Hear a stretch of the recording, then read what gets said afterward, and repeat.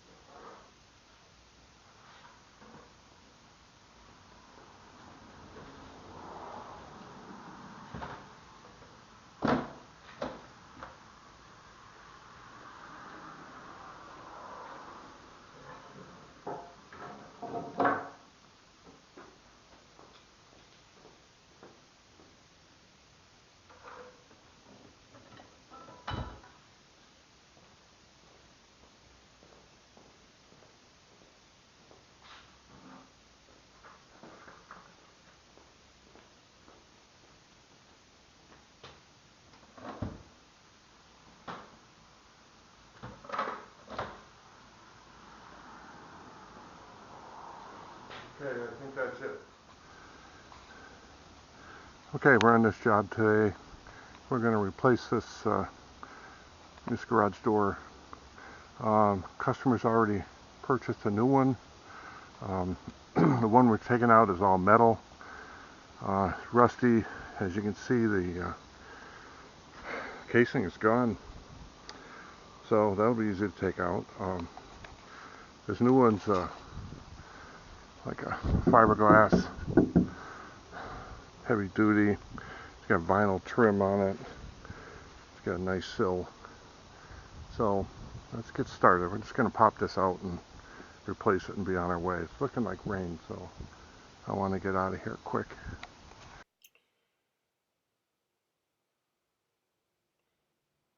Okay, so the first thing I'm going to do is remove the screws to take the old door off the frame. None of that is being salvaged. That's all going right to the dump. It's pretty rusted, and it's just not worth the effort. So the customer is going to take responsibility for removing that from the property, which is nice. It makes my job a lot easier. I found that the hinge on the bottom was starting to rust on the pin, making the door a little bit more difficult to open, and that was from the water splash up. It had gotten in there. Also, the bottom edge of that door was starting to swell from the water that was being sucked up into the wood frame. Inside that metal door, there's a wood frame, and water had permeated into there, and it was starting to swell the bottom of that door. So, really good time. It probably should have been done a year or two ago, but it's a good time to remove the door. Luckily, the rain was holding off today. It was hot and humid, which is really unusual for October, but apparently we're going to get one day of that, then we'll go back to cold. So it was kind of a nice day to get this done, but it threatened rain all during the time I was working there. So here I've got the door disconnected, and I'm removing it.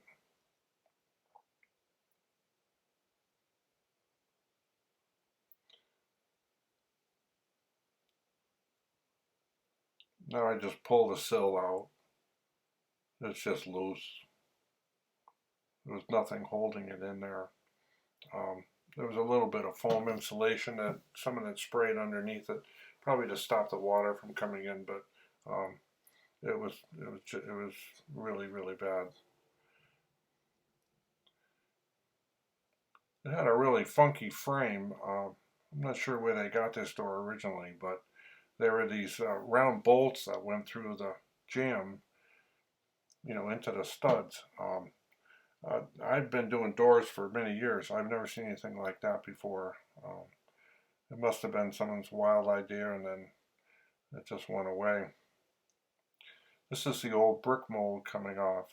This is what they call finger jointed prime, and it's um, small pieces of wood that are finger jointed and glued together to make a one long piece. Then they throw a coat of primer on it, and you really have to coat it well with paint in order to keep the water out of those joints. And I don't think that had been done, and so that's why the bottom just simply rotted out. There was nothing left to it. The upper ends were a little bit solid, but they were still felt punky um, where the water had gotten in.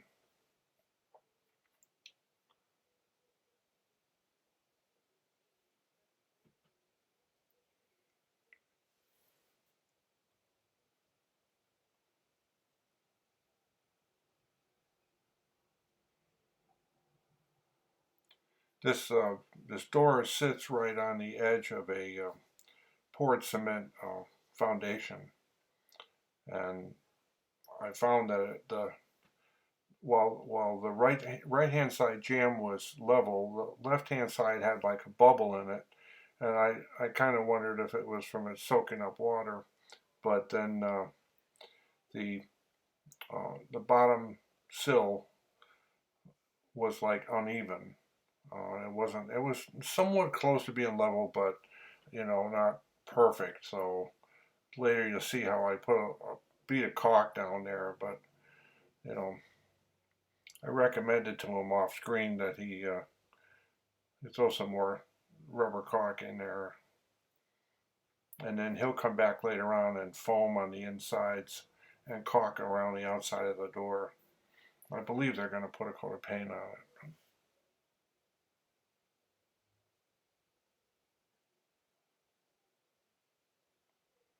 You can see how the jamb is cracking there, and that's finger jointed also. It's just small pieces of wood that are glued together. That's very common in the industry. And when you buy a piece of wood on a door jamb or molding or something, and it's already primed, and it seems like, oh, that's a great deal. They already put a coat of primer on it. Well, they do that to hide the joints. If you flip the back over, you can usually see where the joints are. You're better off buying clear stock, and then it's all one piece. That's why the primed is cheaper.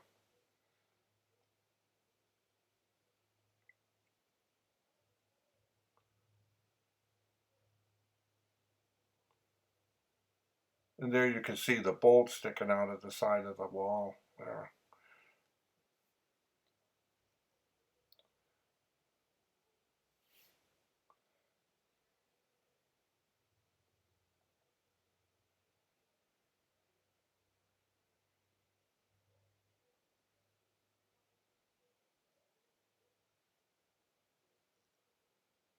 There's another one there.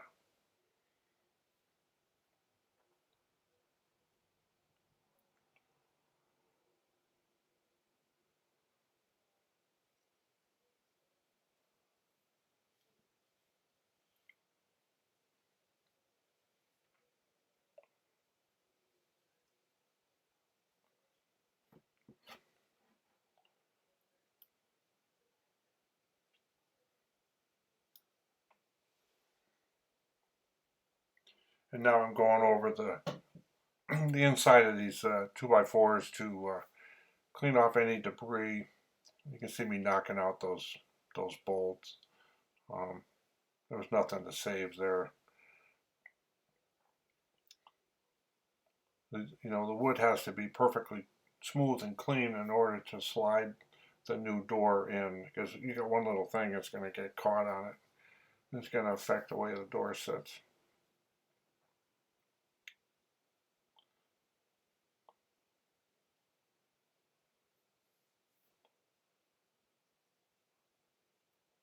Here I'm scraping off some dried foam insulation that was up there.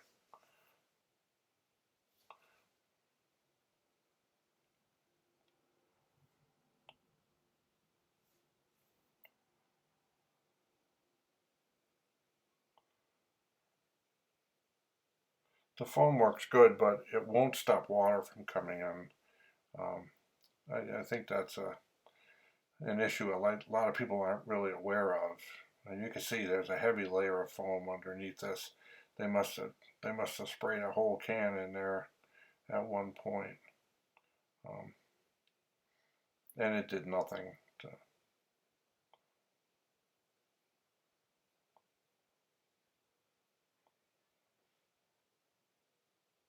And oddly, I didn't find any kind of rubber sealant underneath the original door. So whoever built the garage just inserted the door and never put anything underneath it. I think that was the beginning of the problem. And then couple that with the rainwater coming off the roof and splashing right there. This is a brick surface here, and it's completely covered with moss. It's almost like you're kneeling on the ground outside the door here. Um, you can't even tell the brick is there, and that's all from that water coming off the roof.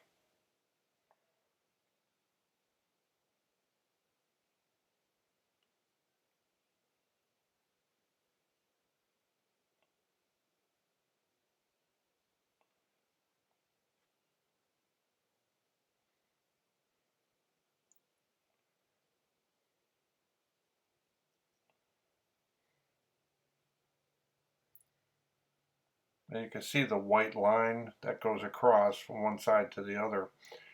Everything on the inside of the building from that white line is level, but everything outside on that thin line of cement there is really uneven.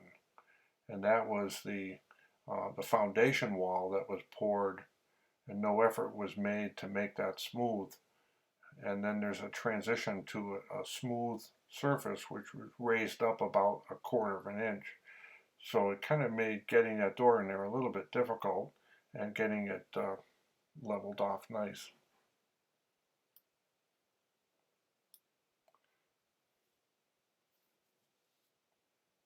I would have liked to see maybe a 2-inch lip there, and then raise the door up so you step up to get in. That would have made more sense. But you can see how the floor underneath my feet right now is all really wet. You know.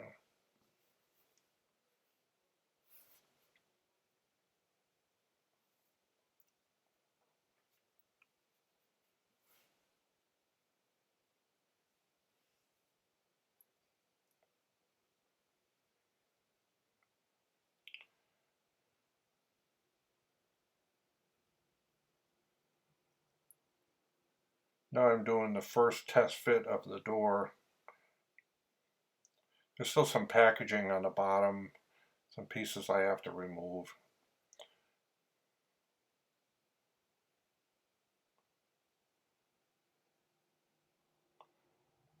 But it seems to be fitting in there, nicely. So now I'm going to remove some plastic pieces on the bottom. Really not sure the purpose of those.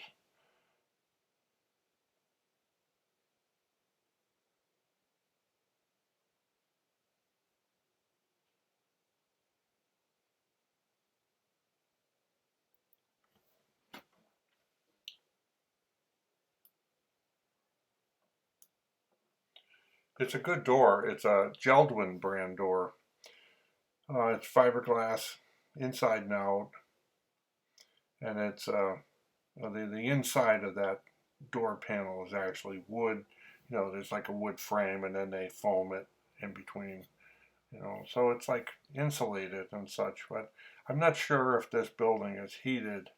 I suspect it's not.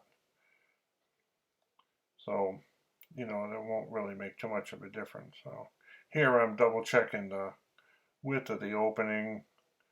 Even though I've already positioned it, this will tell me, how much room I have on left to right. It doesn't hurt to measure it a few times. I already knew the size of the door, so, I knew roughly what I have, but the contractors will all leave a different amount of space for a door, and it's not always consistent from the bottom to the top. So here I'm again looking at that, there's like a bubble on that left side. The hinge side seems okay. But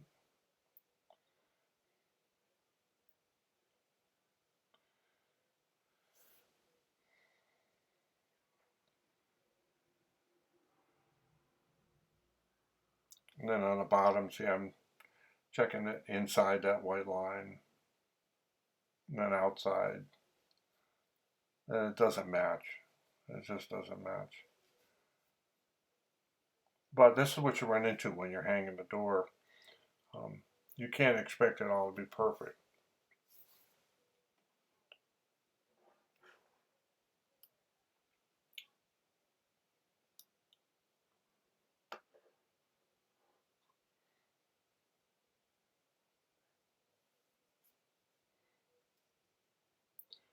Now, off camera, there's a plug that holds the door shut. It goes through that the doorknob opening into the jamb. I removed that. So now the door is like loose, or will swing inside that opening, you'll see. I'm fitting it back in once more without the packaging on there and without that plug. Try it out. That seems to fit a little better. The top has to be forced in, and the siding was cut kind of strange. So I had to kind of slide at the top to the right and then bring it back to fit it in. I'm testing the swing on the door to make sure it doesn't automatically close on you, which would tell you that you were, you had it, the frame was off. And that seems to be doing okay there.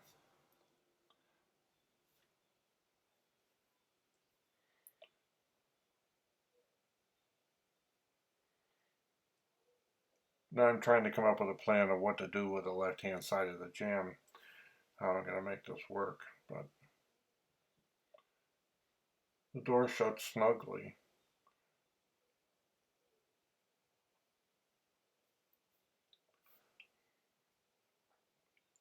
So now we're going to take it out. Now we're going to get some caulk on the bottom.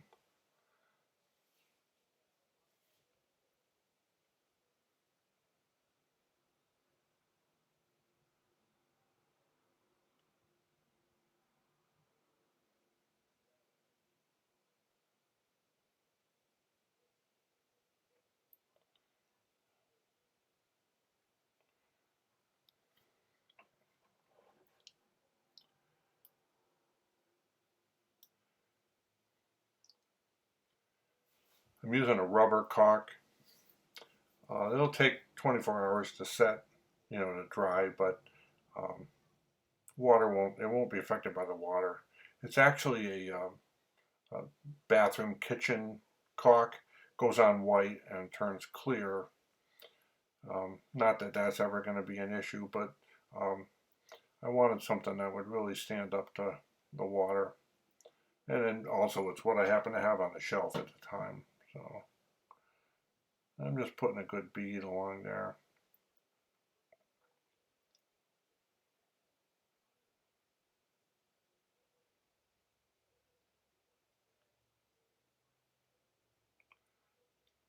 Now this door is set up for a 4 9/16 inch wall. I think they should have probably purchased a 6 and 9/16 setup, and that's for the thickness from the outside to the inside, um, mainly because of the cement. You can see the cement foundation that sticks in. I put that second bead of caulk on there on the inside, and actually after I set the door in, the door didn't even touch it, the second bead.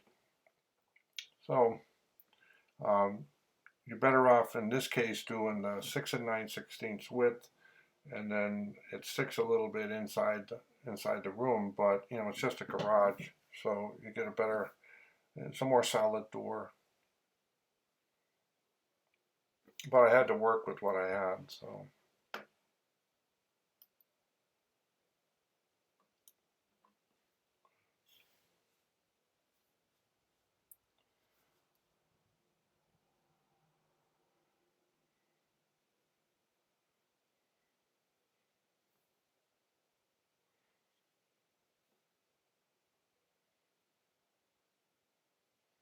It's a good example of why it's good to have two people doing this instead of one.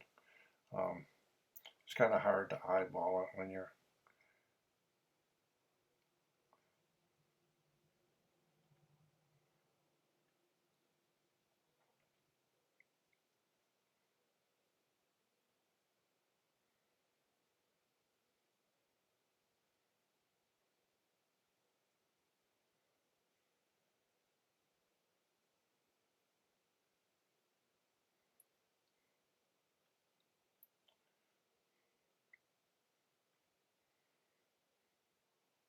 So I'm trying to center it in between the 2x4 frame, but also I have to shoot off the where the siding was cut.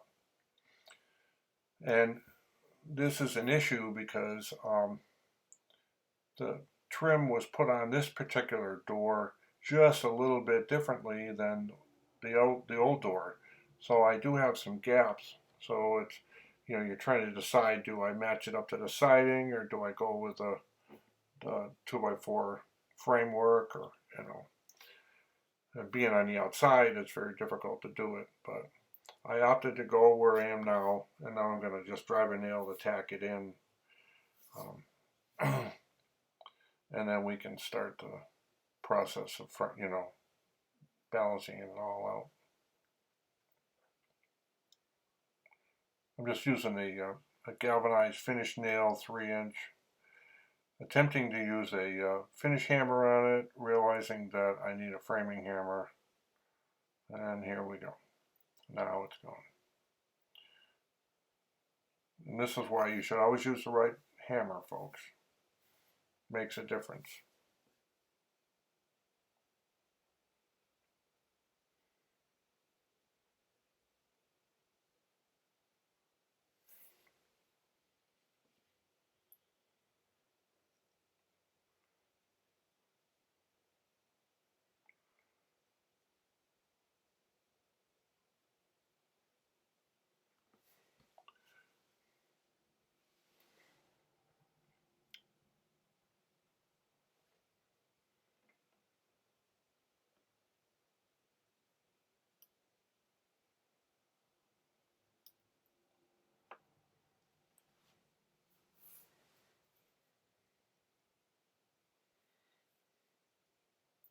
I'm still not happy with that left side. It's right around where the doorknob goes. It's like the 2x4 frame bubbles out just a little bit. Now I'm not sure if it was if the wood warped from the rain, or if it was like that in the beginning. It's really hard to tell. Here I'm just testing the adjustable jamb. That dark piece that goes across screws up and down to, if you have a crack between your sweep and the sill, you can adjust that up or down in order to stop the draft. So I'm just checking them to make sure that they work. And then the customer can play with that, during the winter if he finds like snow blowing in or something, he can move that up or down. It's a handy little idea. and not all door jambs will have that.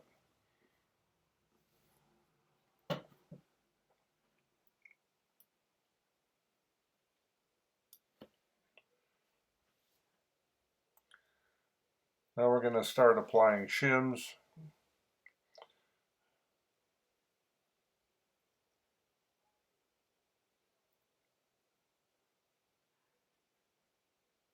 I had brought with me a stack of cedar shakes so I could make some shims, but a customer had already bought a couple packages of these, so that's what we're using today.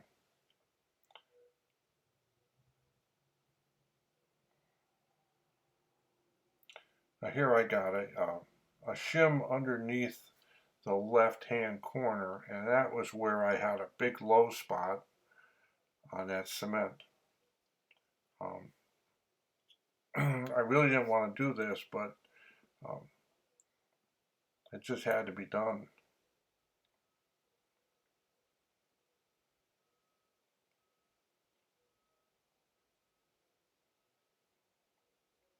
Like I said, I think that should have been raised up a couple inches or fix it so that the slab flowed right out to the outside, so it was all smooth. Because it does present a problem here.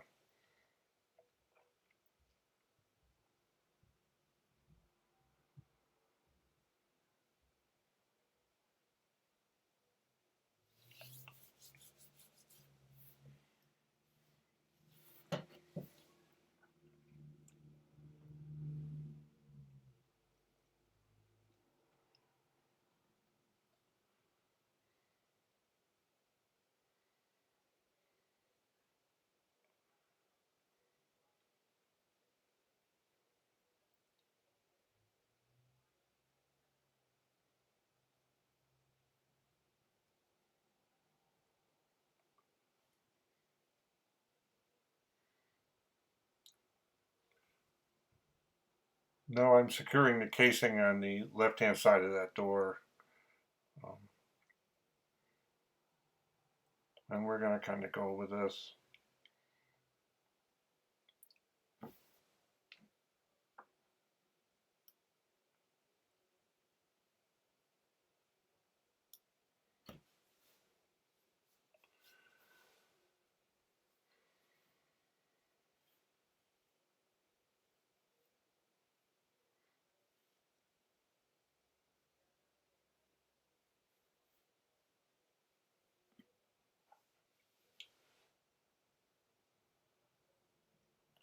I like to put shims behind my hinges. It takes a lot of the stress out of the jam over the years, with the door constantly opening and closing. Um, However, the good thing is this door is seldom used. They informed me that it was just part of the design originally. It was put in there, and they very rarely use it.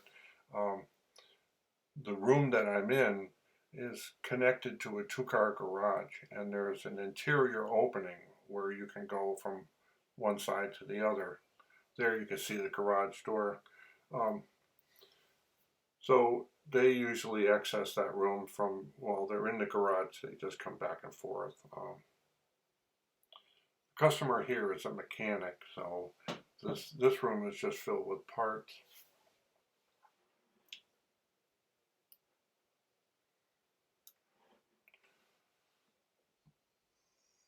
Maybe the door is here too for a fire egress, but I don't know.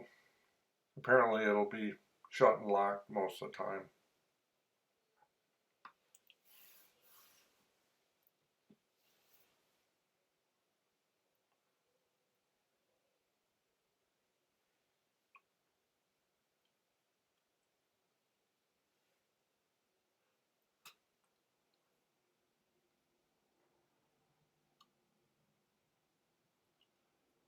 Just off screen, what I'm doing here is fitting the shims around where the doorknob will be. That's important too. Get someone trying to force the door open, it needs to be solid.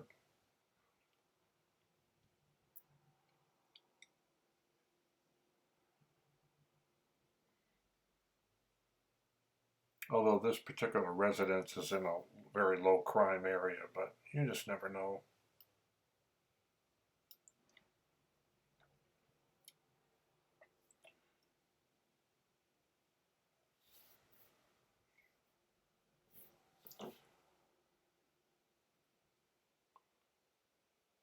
Another test fit. At this point, it's looking pretty good, so I'll start snapping off the excess of the shims.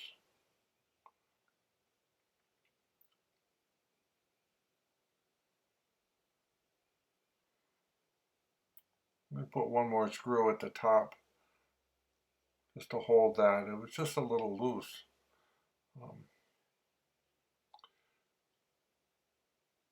That's the side where I had shimmed the bottom. So I put one at the top enough to fill in the space and just tacked it in there.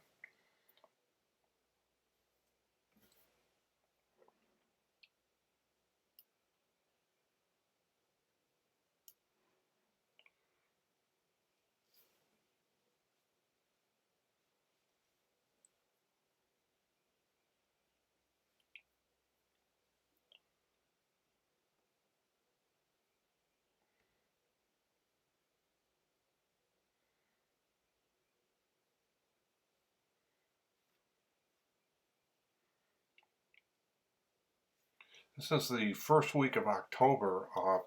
This is supposed to be cold. You should see me with a jacket on. Um, and for some reason, today we got very high humidity and it's very moist out, and we got rain showers coming through periodically. It's some weather system that had blown up from the south. Um, Tomorrow's supposed to be cold, so that's the way New England is. But um, I don't do well in the humidity, so once you see me here, I'm suffering. You know, it makes it very hard to breathe.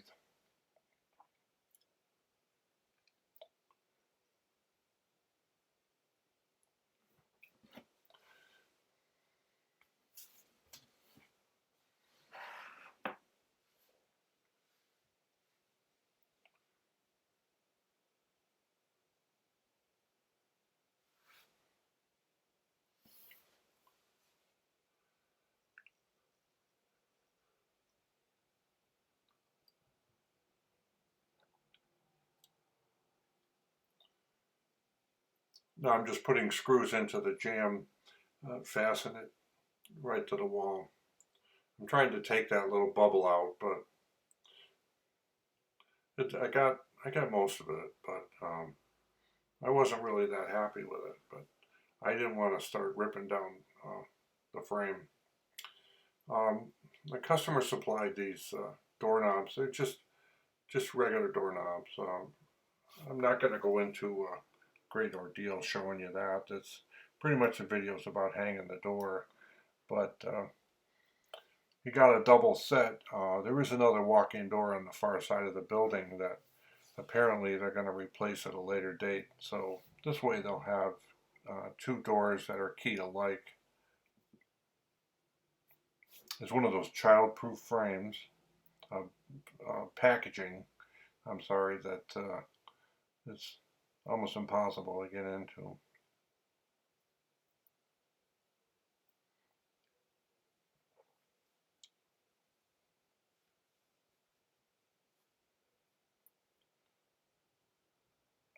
There's a deadbolt for each door and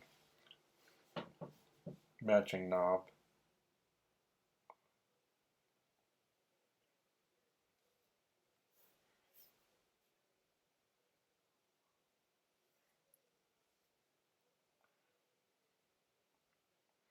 Here you see them on.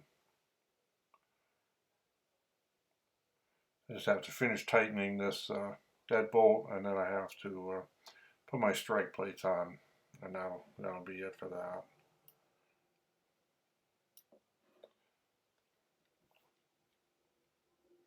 And then that's it. I just clean up my tools, and this portion of the job is done. I have to come home and unpack. But before I leave this property, I wanted to show you this shed that I had built for this gentleman several years ago. So pretty quick here, we'll flash over to that and you can see the shed.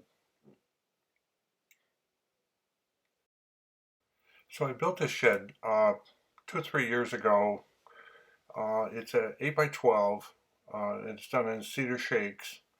Um, I hand built the windows and the door, and the windows were small, made to fit between the 2 by 4 studs. We couldn't find anything appropriate. The window opens on the inside, and there's a screen over that window. So it seems to help them a lot. They can vent out the shed in the summer and keep the bugs out while the door is shut. And the door is built from uh, 2 by 6s and 2 by 4s, and I used pocket hole joinery to connect them together, glued them, and then put a Z-brace on the back. Uh, the door is really hefty. It took 4 hinges to hold that, but he wanted something really secure um, to stop theft and things like that. So I put a ramp there, and they can wheel mowers and stuff right in. It seems to work really, really well for them. So it is in need of maybe a little paint, some stain on those shingles. But on the right-hand side, I did the diamond pattern for them. When they're in the pool, they can see that, and there's a vent up at the top. The back is just plain, just shingled. The far side is just plain and shingled, although there is a vent on the far side. So, they're still happy with it. I guess if they're happy, I'm happy, and life goes on. So, I just thought I'd show you one of the other sheds I had built, similar to the one that I have.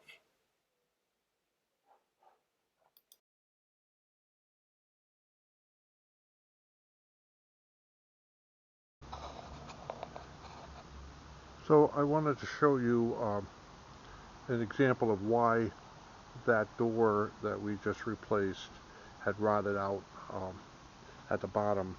They had rotted from here all the way up to about here on both sides, and the sill had come unattached from the sides, and the only thing that was holding the sill in its place was some foam insulation that someone had sprayed underneath, probably to stop the water from coming in. In fact, I was able to kick their sill with my foot, and it just came right out. So what had happened was, overhead on his garage, the roof came down different than from the way I have mine. Uh, the roof came down so that the water would flow right down along the front side of the house, the garage, and it would splash on the concrete and then splash up onto the wood, and it rotted the wood out. He has something called brick mold trim, and that is uh, finger jointed together. So small pieces of wood are finger jointed to make it look like it's one long piece. It's not really the way to go. It's a cheaper version, and whoever put the garage in apparently did that without realizing it. The water gets in those little joints and causes the wood to separate, the pieces separate, and then it rots. So what you have to do is to stop the water from splashing in front of the door. He needs to put a gutter up over that door, in fact, to protect the one that's there. I didn't have a choice, so I built this. Uh, this keeps the water that runs down the side of my garage, or when it rains, it keeps the water away from the door and that cement pad. So the water dripping actually lands in the grass, and it doesn't splash on the door. Prior to me building this, I used to get water inside right here. It would actually come in from just the regular rain splashing along there, and I would have a big circle of rain on that side, and the same thing on this side. I would have water flowing in. So a couple of years ago, I built this little roof, and it does the job. I've got some tongue and groove siding in here. I put a couple vents here to exhaust the heat from the inside of that, otherwise it would bake those shingles. So that's basically what had happened to his door. And it happens, you know, if you've got a door on the outside of the house like that, then there's nothing to protect it from the rain. You're going to get that. It's going to rot, and you're going to end up replacing it. So I think if he puts up a piece of gutter over that door, and coupled with the fact that he got a fiberglass door and he got the vinyl trim, I think he's going to be okay with that for a while. But that's how you prevent that.